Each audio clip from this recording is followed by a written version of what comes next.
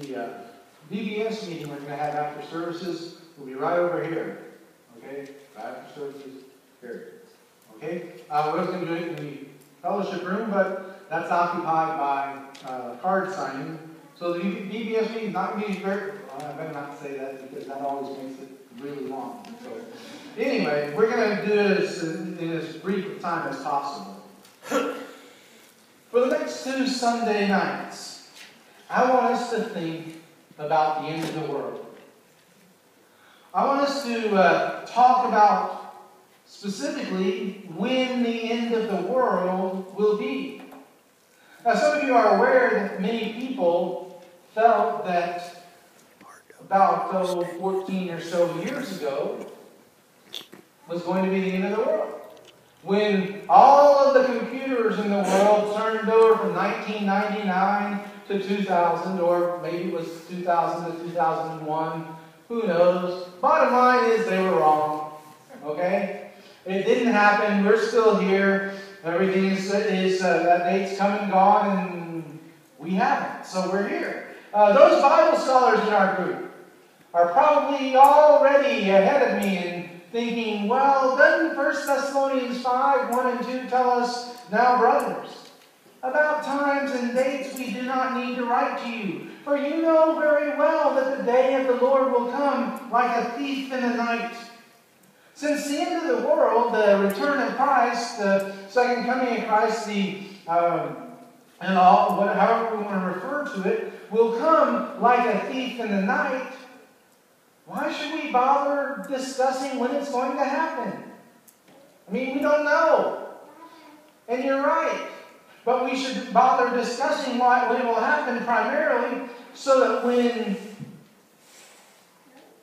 our friends and family and others ask questions about it, we will be able to explain to them that which we know so well.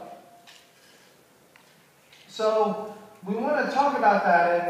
And now, the passage that many of these Bible scholars who have come up with all of these different predictions about the end of the world, the passage that many of them look to is Matthew chapter 24.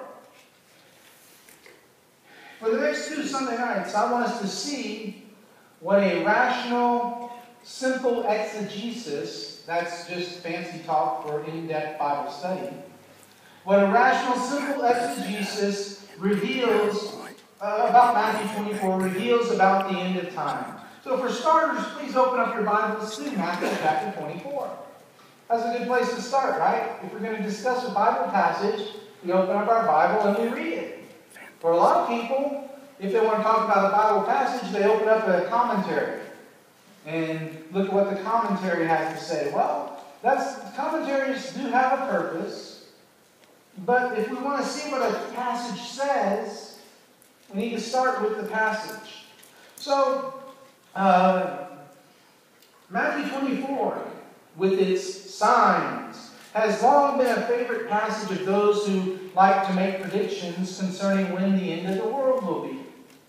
For example, in 1920, Judge Rutherford wrote that Jesus' prophecy saying nation will rise against nation and kingdom against kingdom, Matthew 24:7, was fulfilled in 1914 with the beginning of World War I, which conveniently was nicknamed the War to End All Wars.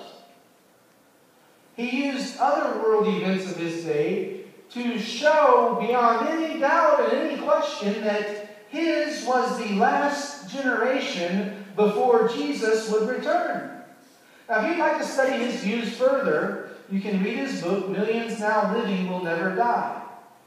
Strangely, I was born several generations after his generation, and, well, I was born.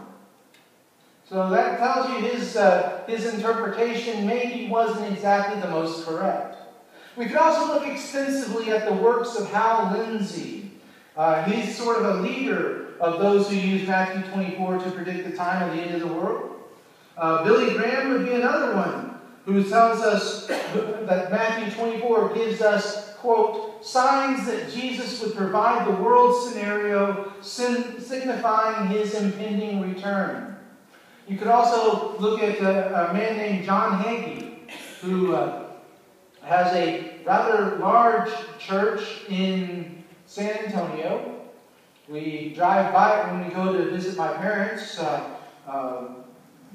He's got a new sign, thanks to him, we saw. It looks sort of like Las Vegas, and that kind of tells you a little bit about his view of himself. You know, he puts his face up there, and bright color and everything. Anyway, but he's another one who, if you want to look at some views of someone who would say Matthew 24 with its signs are about the end of the world. The question before us, though, is very basic. Are they correct in taking Jesus' comments about wars and rumors of wars and famines and earthquakes and other events as signs by which we can predict when Jesus will return to end our present age? Did Jesus actually say that as we saw earthquakes increasing in number and world problems getting worse, that we would know that the end was drawing closer?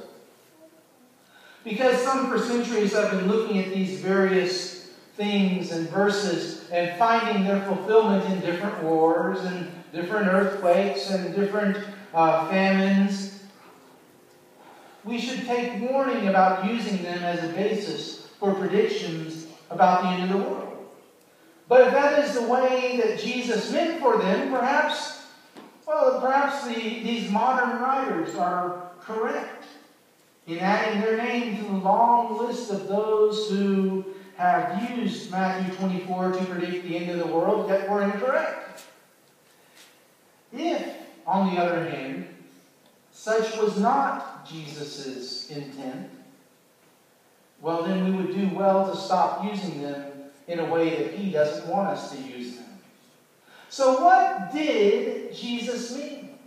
What was Jesus talking about? What about these so-called signs of the end? Well, let's take a careful look at Matthew 24 for ourselves and see just what the intent of these verses really is. A study of Matthew 24 can be divided into 10 sections as a means of grouping together verses that speak about the same things or similar things. Don't get nervous. We're only going to cover the first 5 tonight, okay? So the sermon has 10 points, but we're only going to talk about 5 of them tonight. Tonight, let's start by looking, though, at the occasion. Matthew 23, 29 through 24, verse 2. In Matthew 23, Jesus delivers a sermon of 7, some would say 8, woes pronounced against the scribes and Pharisees. Now, in order to find out the occasion for Matthew 24, we have to look at the last of these woes, pronounced by Jesus in Matthew chapter 23, verse 29. In 23:29, he condemns the scribes and Pharisees for saying that if they had lived in earlier days, they would not have treated the prophets like their fathers did.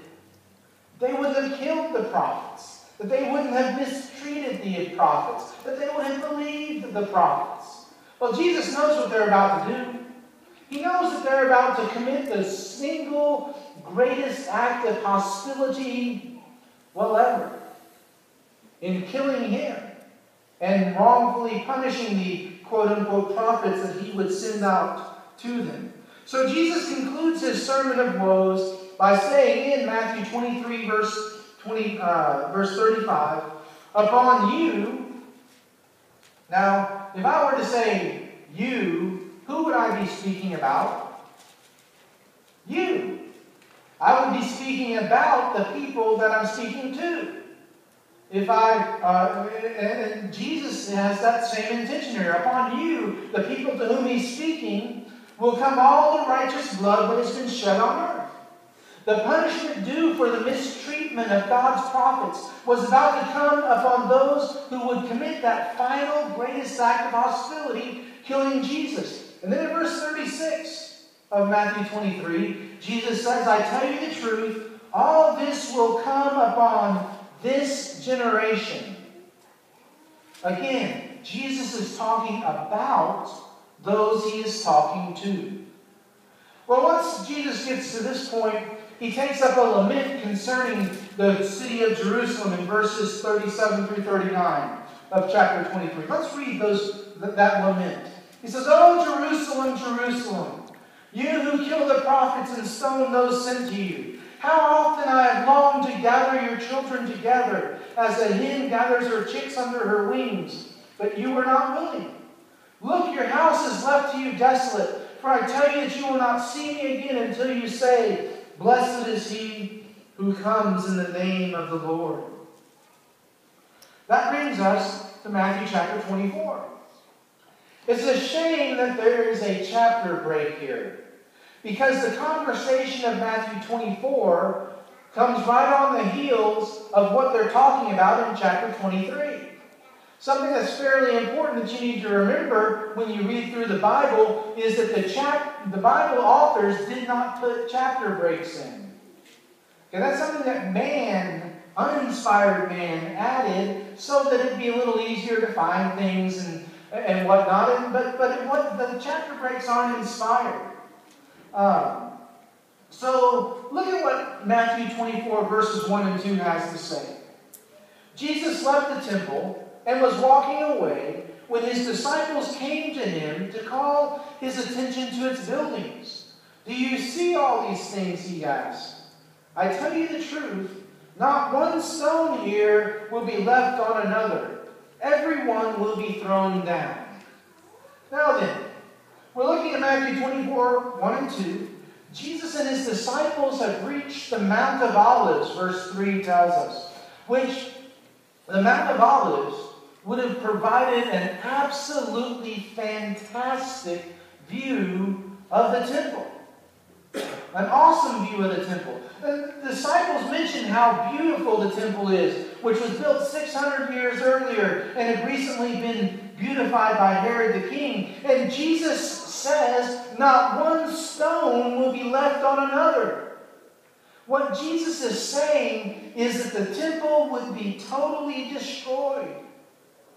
Now this background gives us some information as to the occasion of Matthew chapter 24.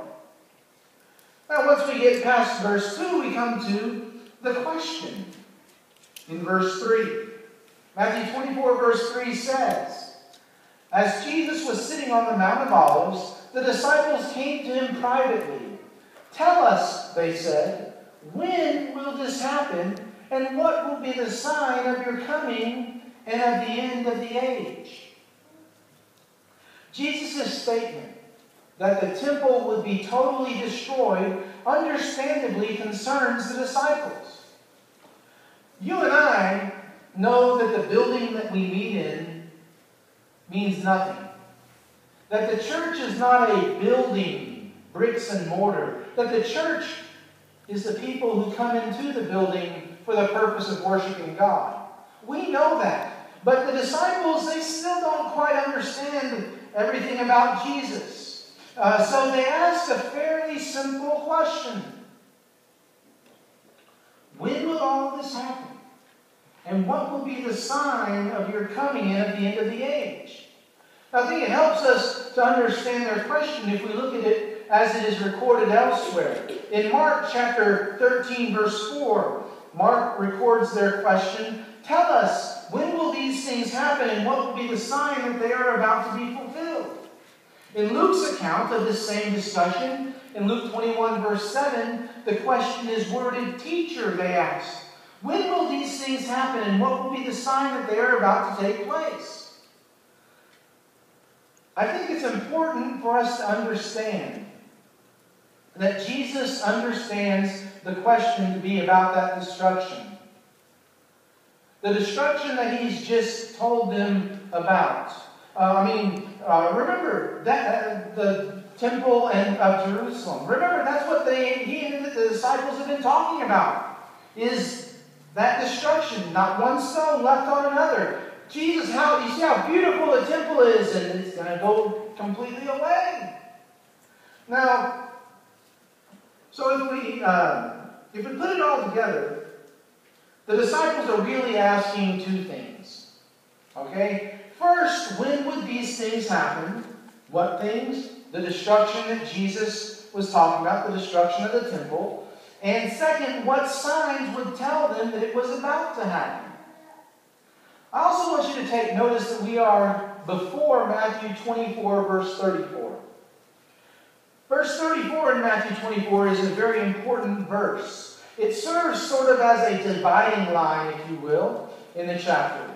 In Matthew 24:34, Jesus says, I tell you the truth, this generation will certainly not pass away until all these things have happened. What this means is that everything that Jesus has talked about prior to verse 34 would happen before those living while he was speaking died. Now, not all of them, but within what would be considered an expected lifetime of those who heard what he was saying.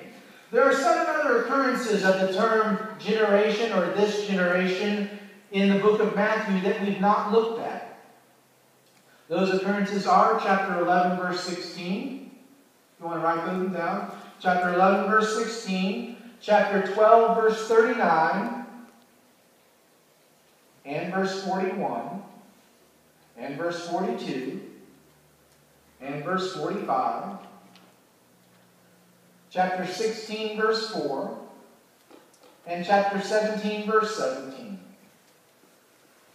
In every case, the context makes absolutely certain that Jesus was speaking about those that he was addressing, those he was speaking to, those alive during the first century. Since in these 7 occasions, plus the one in chapter 23, verse 36, this generation clearly refers to those alive while Jesus is speaking, certainly such is the case in Matthew's meaning in chapter 24, verse 34. I mean, if this is the way he uses a phrase 8 times, surely it's the same the 9th time that he uses it as well. So Jesus used his comment in verse 34, and actually verse 35, it's a continuation, but in verse 34 as a sort of a boundary of all of the events described before this verse would happen to those alive while Jesus was speaking. Events following this verse, they can, and as we will see next week, do happen later.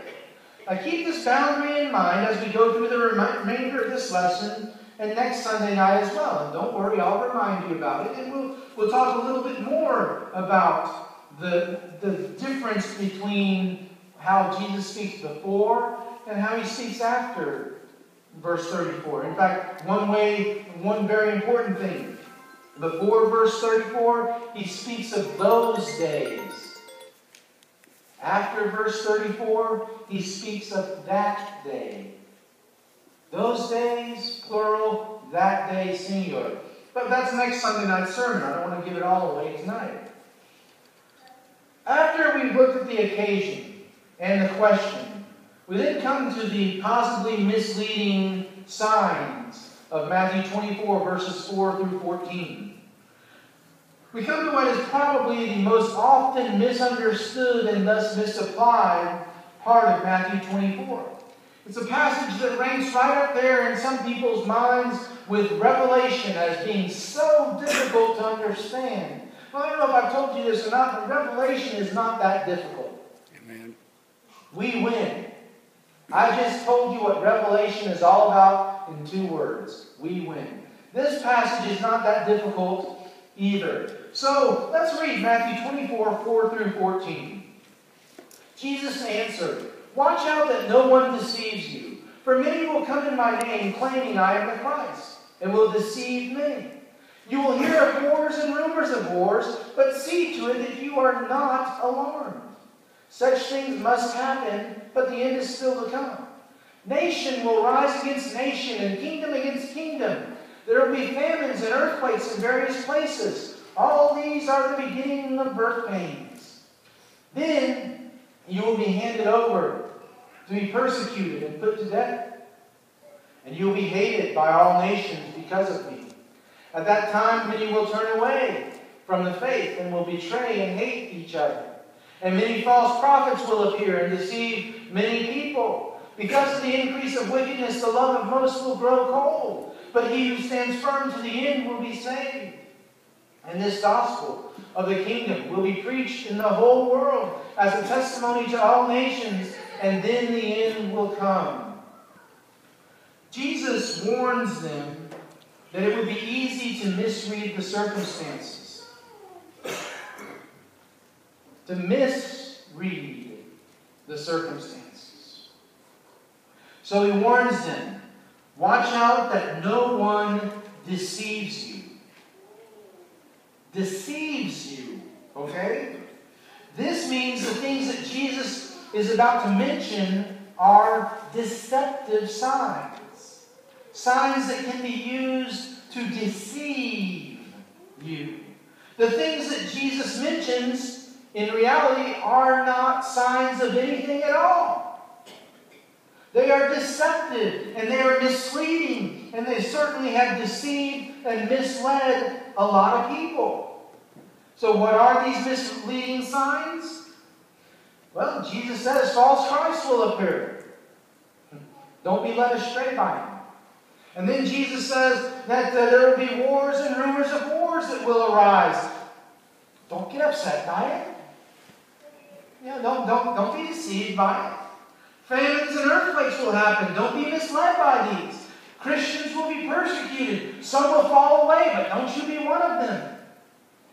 Finally, he says the gospel will be preached to the whole world, throughout the entire world. In Colossians 1 verse 6, Paul informs us, all over the world this gospel is bearing fruit and growing. Colossians was written sometime around the year 62 AD. Jesus' warning is not that when you hear about these things, the end of the world is near. His warning is, however, that when you hear these things taking place, don't be misled into thinking that the end is near. In other words, they're not signs of anything at all. Remember also, we're still before verse 34. So Jesus is speaking of things that would happen before, quote, this generation has passed away. In other words, during the lifetime of the people to whom he's speaking. Also remember that while these events would happen, they could not use them to predict the time of the destruction that they're talking about. In that sense, they were preliminary and possibly misleading signs. But Jesus doesn't just leave them with preliminary and possibly misleading signs. Jesus tells them what the real sign is in verse 15. Verse 15 tells us that the real, what it is, and it's a sign that is so specific and so clear that unlike the events mentioned before, they can use this sign as a means to know precisely when to leave the city in order to escape the terrible destruction. They were not to be deceived and misled by such things as earthquakes and wars or even persecution of the church. But there is a sign, and was a sign, which would tell them the exact time to make their move. And here's the real sign, Matthew 24:15. So when you see standing in the holy place the abomination that causes desolation, spoken of through the prophet Daniel, let the reader understand. Daniel chapter 9 speaks of the rebuilding of Jerusalem after the Babylonian captivity and how long the city wall would stand. And Daniel says in verses 26 and 27 that its fall will come with an abomination that causes desolation. Jesus says when that which Daniel prophesied takes place, that will be the same moment that he is describing. That's what Jesus is talking about here. Now, as Luke relates this same conversation, he records what we could call Jesus' official interpretation of what the abomination that causes desolation is. In Luke 21, verse 20, Jesus' words are, "When you see Jerusalem being surrounded by armies, you will know that its desolation is near." Now, just as Daniel predicted, in 70 AD, 40 years after the Anointed One was cut off, Daniel 9:26, which is making reference to Jesus being crucified, 40 years approximately after that, the Roman armies marched on Jerusalem. After a siege that lasted 134 days, designed to weaken resistance, the Roman army broke through the walls, destroyed the city, and burned the temple. There could be no more accurate fulfillment of the prophecies of both Daniel and of Jesus. The city of Jerusalem was totally destroyed and desecrated. Even the stones of the temple were thrown down, and the Roman army made sure that not one stone was left on another, because they wanted to show that their God was so much superior to the God of the Jews. The possibly misleading signs will not give the disciples any specific information about when to act or when to do anything. But when the real sign comes, when they see those armies coming to surround Jerusalem, then they will know that the time to act has come. So, what exactly are they to do when the real sign comes? Again, Jesus doesn't leave them to wonder. He tells them what to do when the real sign comes in verses 16 through 20. What should they do when armies begin to gather to desolate Jerusalem? Well, look what he says, verses 16 and following. Then let those who are in Judea flee to the mountains. Let no one on the roof of his house go down to take anything out of the house. Let no one in the field go back to get his cloak. How dreadful it will be in those days for pregnant women and nursing mothers. Pray that your flight will not take place in winter or on the Sabbath. In other words, my simple translation of what Jesus says here, from the Greek to English, is run and don't look back. Get out of Dodge as quick as possible. Leave the city. Jesus says that the observant one will forget about everything else and just leave the city as quickly as possible. That time will be worse for pregnant women, or for those with small children, or if it comes during winter or on the Sabbath. All of this fits perfectly with what we know of the coming of the Roman army against Jerusalem in 70 AD. And because they understood this teaching, many Christians were able to get out of Jerusalem before its destruction. They understood what Jesus was saying, and they took to heart what he said. And they followed through, and they got out of Jerusalem before it was destroyed. Now tell me something, though.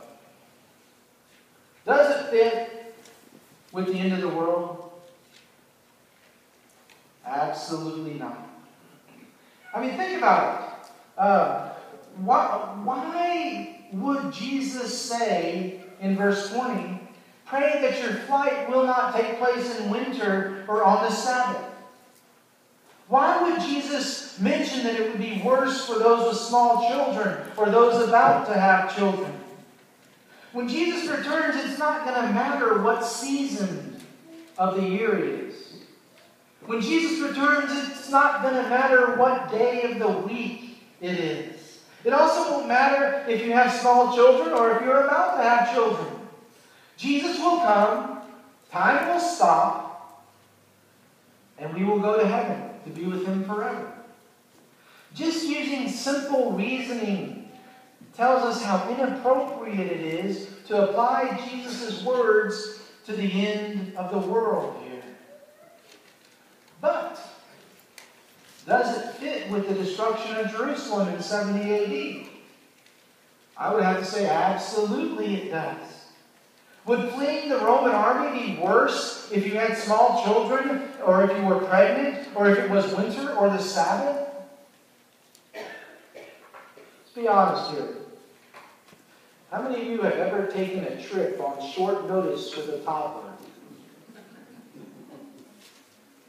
If you have months to plan, the night before you're still going to be looking for the other shoe, right? It's tough to travel on short notice with children. How many of you have ever been on a trip with a pregnant lady?